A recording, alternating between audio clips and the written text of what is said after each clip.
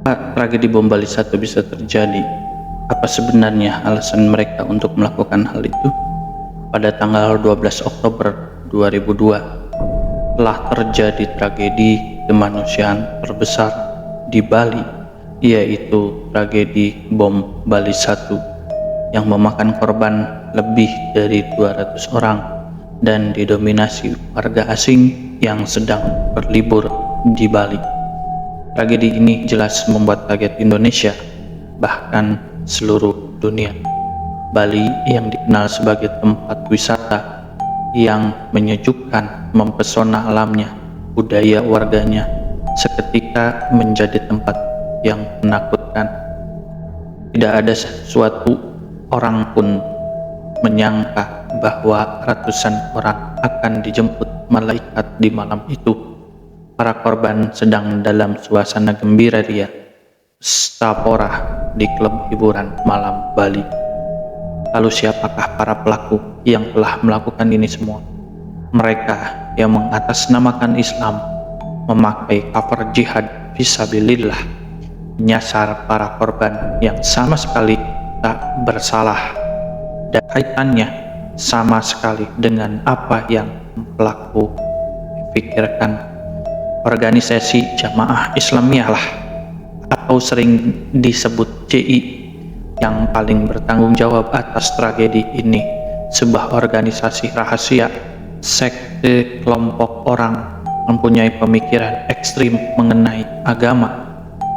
Mukhlas, Amrozi, dan Imam Samudra adalah bagian dari JI, pelaku utama tragedi bom Bali 1 yang telah dieksekusi di Nusa Kambangan, Jawa Tengah.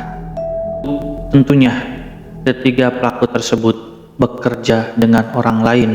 Jelas bahwa mulai dari perencanaan, target, sampai pada eksekusi pun dibantu oleh yang lain.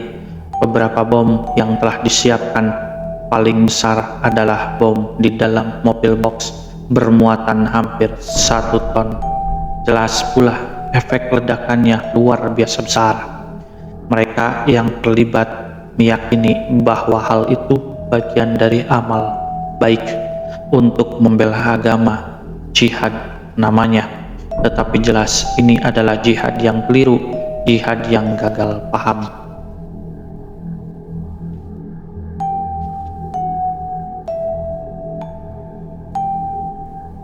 JI juga berafiliasi dengan organisasi luar yang lebih besar.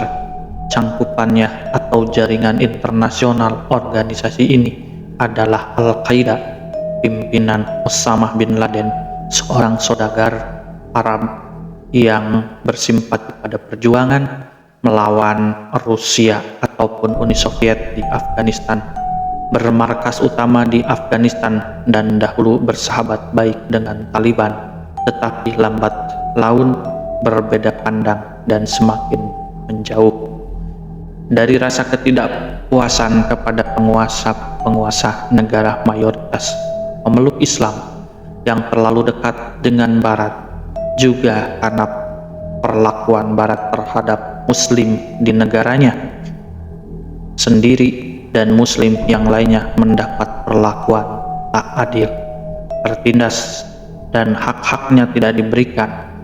Rasa kecewa semakin bertumbuh, sehingga untuk membalaskannya menghalalkan segala cara tanpa memandang benar atau salah, baik atau buruk, mencari dalil pembenaran menurut mereka, mengotak-atik ayat Al-Quran dan hadis dengan serampangan demi legitimasi aksi-aksi berbahaya yang mereka lakukan. Tragedi bom Bali 1 pada 12 Oktober 2002, serangan ledakan bom yang terjadi di 3 lokasi di Pulau Bali. Ledakan pertama terjadi di Padis Club, ledakan kedua di Sari Club, dan yang ketiga di dekat kantor konsulat jenderal Amerika Serikat. Akibatnya 202 orang meninggal dunia, 209 orang luka-luka, serta menyebabkan kerusakan parah di lokasi tersebut. orang-orang tak berdosa menjadi korban dari ketidakmampuan para pelaku dalam menggunakan otak untuk berpikir benar, mengakibatkan pada tindakan salah pula, mengatasnamakan jihad, membuat Islam tercoreng, dianggap agama yang radikal, mengajarkan hal-hal keras dan intoleran kepada mereka yang berbeda paham. Padahal jelas sekali Islam itu ramah, Islam itu sejuk, dan Islam itu rahmatan lil alamin. Tak diingkari bahwa dalam Islam ada jihad, dalam arti bahasanya adalah perang. Padahal makna jihad juga begitu luas. Kalaupun ia harus ada perang, Islam memberikan syarat dan ketentuan begitu ketat berdasarkan Al-Quran dan hadis dan ijtihad ulama-ulama yang memang sudah ahli. Begitulah akibat jika tak belajar mengambil secara mentah-mentah, juga proses berpikir yang salah, tak mampu menggunakan pikiran dengan benar. Seperti yang diketahui, dalam agama Islam ada namanya tahapan atau kerangka berpikir untuk menentukan suatu tindakan. Walaupun melahirkan perbedaan pendapat, ada usul fikih, ada usulul hadis, ada asbabun nuzul, dan lain-lainnya. Para pelaku meyakini tindakannya merupakan perintah agama dan mendapatkan pahala atas tindakannya itu. Beberapa pelaku tidak merasa bersalah sama sekali, walau dari para korban ada yang muslim.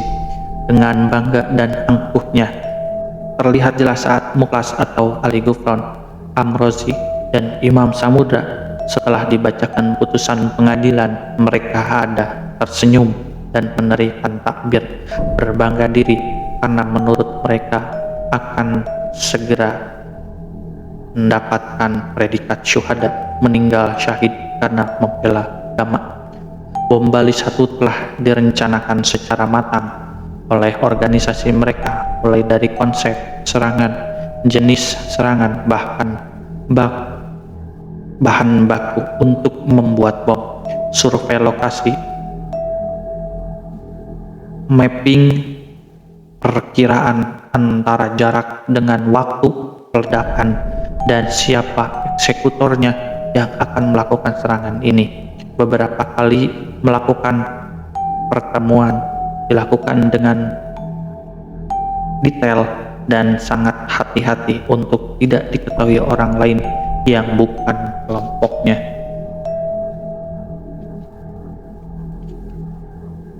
Beberapa anggota JI telah mendapatkan pelatihan militer seperti halnya TNI selama beberapa bulan sampai tahun, persis tentara di kamp militer Al-Qaeda Afghanistan milik organisasi Bin Laden, veteran perang Uni Soviet Afghanistan.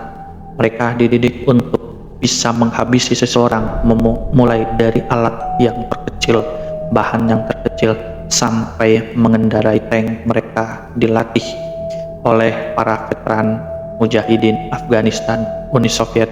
Dapat disimpulkan pula bahwa sesungguhnya ada peran dari Paman Sam untuk pelatihan mujahid dulu pada saat melawan Uni Soviet di Afghanistan. Jelas pelatihan-pelatihan ini tidak bisa dilakukan sembarangan, karena dahulu Paman Sam ikut andil dalam perang Afghanistan Uni Soviet.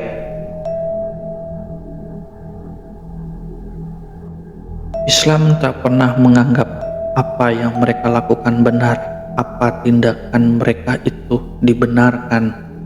Malah justru Islam sangat melaknat perbuatan mereka. Salah jalan, salah arah, salah dalam melakukan apa yang disebut jihad, dan apa predikat sebenarnya seorang syuhada. Pergerakan mereka malah menghancurkan Islam dari dalam. Pemahaman-pemahaman yang tidak bisa memahami orang lain, jalan pikiran orang lain, tidak bisa menerima perbedaan sama sekali. Hanya organisasinya hanya madhabnya saja yang bisa diterima dan yang dianggap benar, yang lain salah. Dari hal tersebutlah percikan-percikan pemahaman ekstremis, pemahaman radikal yang melahirkan tindakan radikal pula telah muncul, baik di Indonesia maupun di luar negeri, berdasarkan agama, berdasarkan atas nama agama ataupun atas nama kebenaran mutlak. Mereka jelas salah. Semoga kejadian ini tidak terulang kembali di negara kita ataupun di lain hal di luar sana. Salah satu pelaku yang masih sekarang dihukum seumur hidup, Ali Imron, menyatakan menyesal dan ikut andil dalam program pemerintah untuk deradikalisasi para pelaku yang tertangkap, para orang-orang yang dianggap sedikit ada pemahaman radikal. Ali Imron, kemudian juga ada lagi Umar Patek yang juga sama mengikuti jejak Ali Imron, merasa bersalah dan bertobat, kemudian membantu pemerintah dalam program deradikalisasi untuk pencegahan aksi-aksi terorisme yang berikutnya.